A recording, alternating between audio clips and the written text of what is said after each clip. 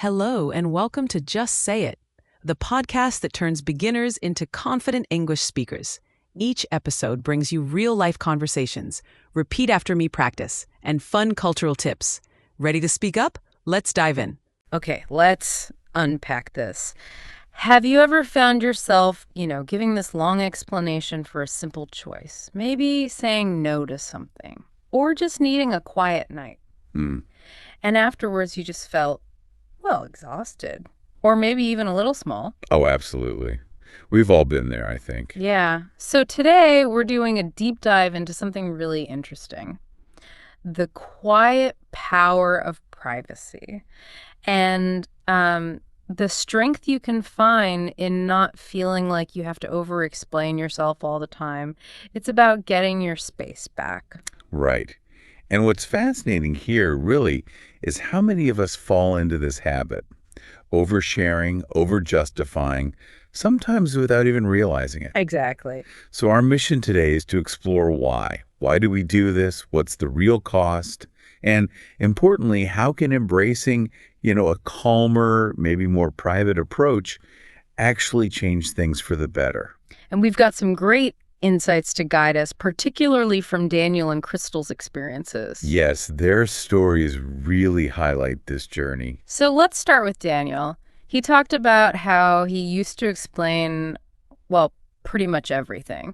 Why he said no to plans, why he left a job, why he changed his mind about something, even why he just needed some alone time. He felt this, constant pressure to provide reasons. It wasn't just about talking a lot, though, was it? It sounds like it went deeper. Oh, definitely. He mentioned these underlying fears, fear of being misunderstood, mainly, or worrying that people might think he didn't care if he didn't give a full explanation. Yeah, and if we look at the bigger picture, that often connects back to social conditioning, right? Yeah. Maybe needing that external validation. Daniel even mentioned people asking him things like, oh, yeah, why are you so quiet? Or why don't you want to join us? exactly, or why do you always leave early? Those questions, even if innocent, they kind of push you to justify yourself. And the intention behind his explaining, he said, often felt, good. He wanted to be polite, Sure. Avoid hurting anyone's feelings, make sure nobody felt bad because of his choice. It seems considerate on the surface. It really does. Mm-hmm. But there's a hidden cost to that constant explaining, isn't there? That's what he found. Daniel realized it led to this sort of subtle loss of his own voice. He started making choices based less on what felt right for him. And more on what? More on what explanation would, sound best to other people. Mm-hmm. He described this really specific feeling. A strange kind of tiredness. Yeah. That exhaustion that comes from not quite being honest with yourself. Exactly. Giving reasons when maybe you shouldn't have to. He shared this one story. The dinner plans. Yeah, he canceled dinner plans. He was just wiped out after a long week, needed rest. That was the honest truth. Simple enough. But the haddock kicked in. He sent this long text, like an essay, detailing why he was tired, how sorry he was. And even after all that effort, he still felt guilty. And that was the moment, the real turning point. He asked himself that crucial question. Why do I feel the need to explain everything? That's such a powerful moment of self-awareness, really stopping and asking why. It is. And that question really set things in motion for him. It started with something small, actually. What happened? A friend invited him to a party. And Daniel, he just didn't feel like going. For the first time, he tried just being direct.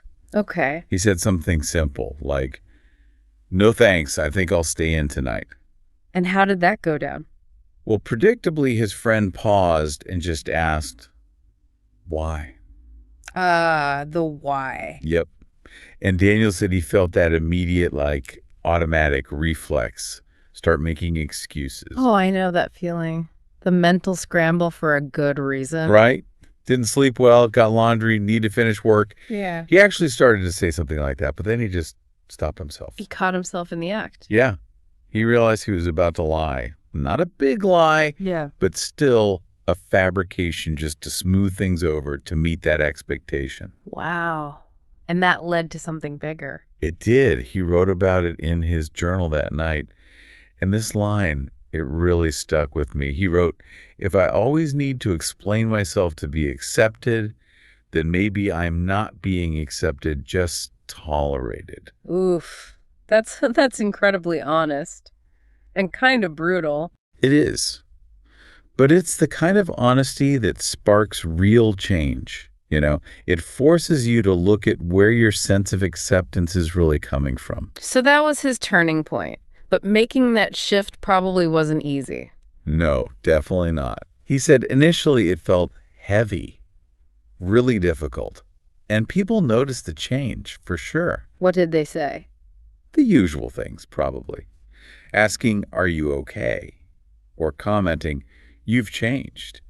He even said some people joked like, "Why are you so rude now?" Rude. Just for being quieter or more direct. Well, yeah. Because they were so used to the old Daniel, the one who always explained, always justified. So his quietness felt like coldness to them. Exactly. But Daniel reflected on this. He realized, I'm not being rude. I'm just being quiet, clear, calm. It was their perception based on his old patterns. That takes real conviction to hold on to your new boundary when people push back like that. It does. And he learned this really important lesson. Silence is not rude. Silence is not cold. Sometimes silence is peace. It's about choosing your words, not just withholding them dismissively. That's a great distinction. So he learned to use simpler responses. Yeah, simple, kind, but sufficient. Instead of the long story, maybe just, "I needed space today," or "I made a different choice this time. I hope that's okay." Things like that. The core idea being, not every no needs a whole chapter attached to it. Precisely. And not every choice you make needs everyone else's understanding or approval.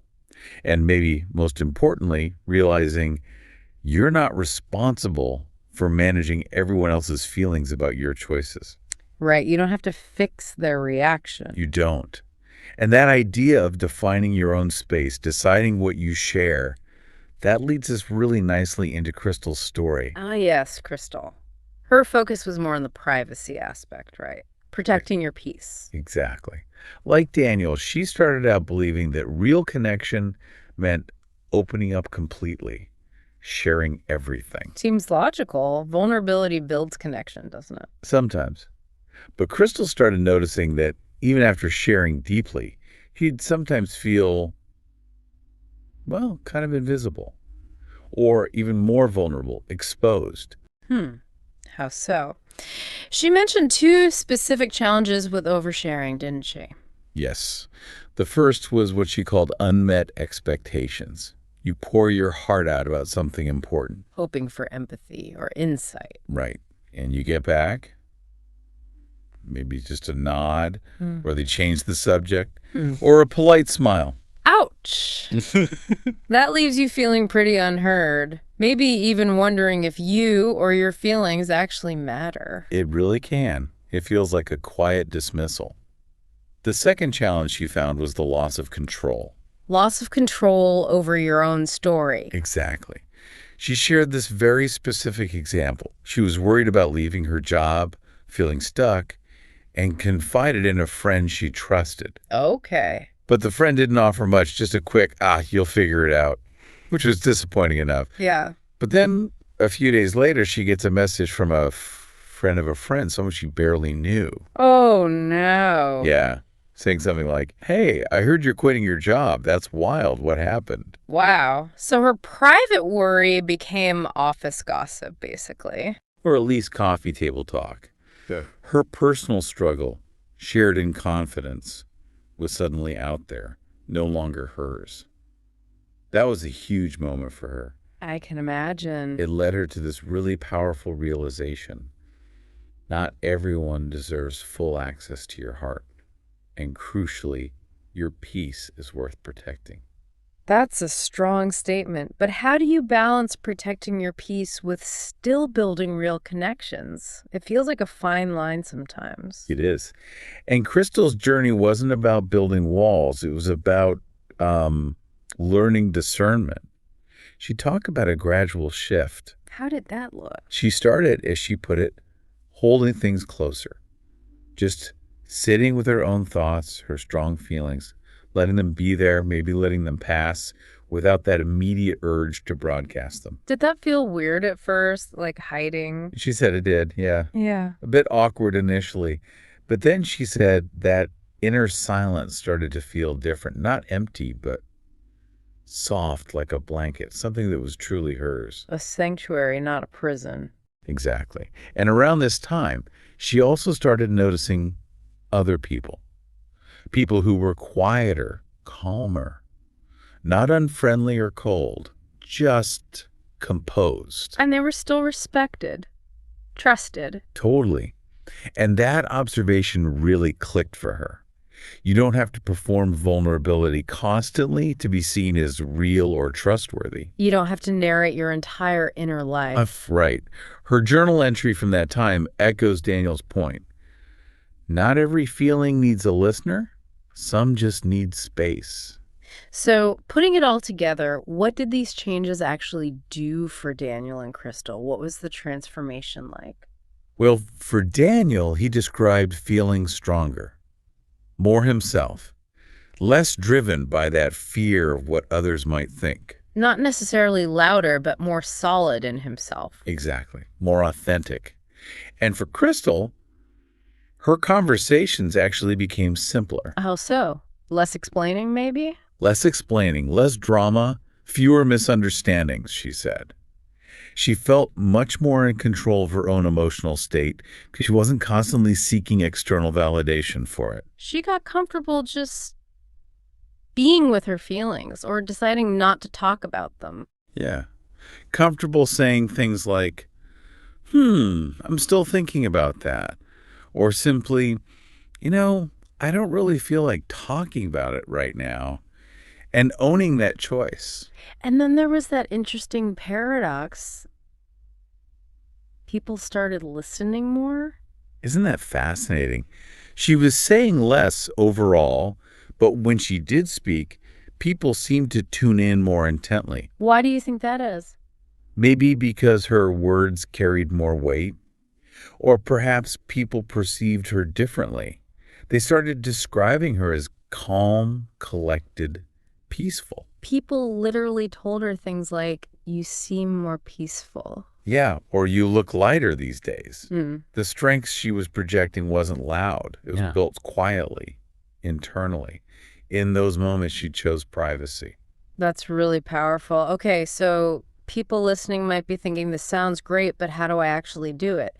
What practical tools did they use? Daniel had some great ones. He used self-reminders, actually wrote them down like on sticky notes. What kind of reminders? Things like, my peace matters, or I'm not responsible for everyone's emotions. And this one I love. A full sentence doesn't need an explanation. Huh. That's brilliant, just letting a statement stand on its own. Right. Simple affirmations to counteract that old programming. And didn't he also talk about shifting from sorry to thank you? Yes, that was a huge one. Such a practical, powerful shift. So instead of sorry I'm late, try thank you for waiting. Instead of sorry I didn't reply sooner. Thank you for your patience. Why is that tiny language change so effective? Well, think about it. Sorry often comes from a place of guilt, doesn't it? Like you've failed somehow. Puts you on the defensive. Exactly. But thank you comes from a place of appreciation. It acknowledges the other person, their time, their patience, without diminishing yourself or making excuses. It reframes the whole interaction around respect both ways. That makes so much sense. It shifts the energy from guilt to gratitude. Completely. It's about peace, not self-blame. And Crystal had some key takeaways too, reinforcing that message of self-acceptance, right? She did.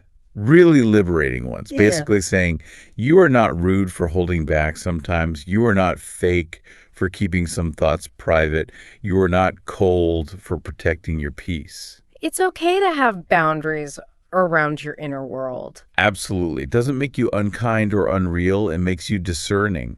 You're still you, even in silence. And her final point, which feels like the core of it all, Yeah, not everyone deserves your full story. that really lands. It gives you permission to be the curator of your own narrative. Precisely.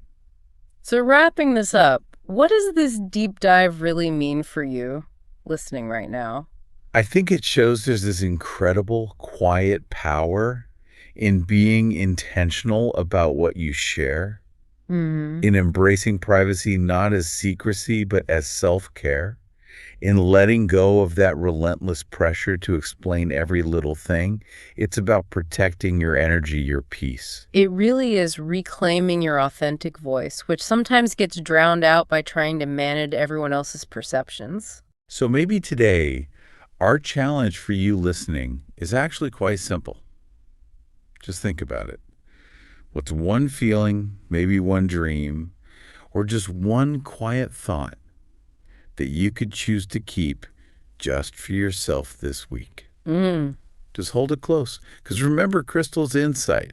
You don't have to tell the whole story to live it fully. That's a beautiful thought to end on. Take that with you. Sit with these ideas. Maybe gently explore how they might fit into your own life. It could be a path to, a bit more peace and maybe feeling a little more like your true self.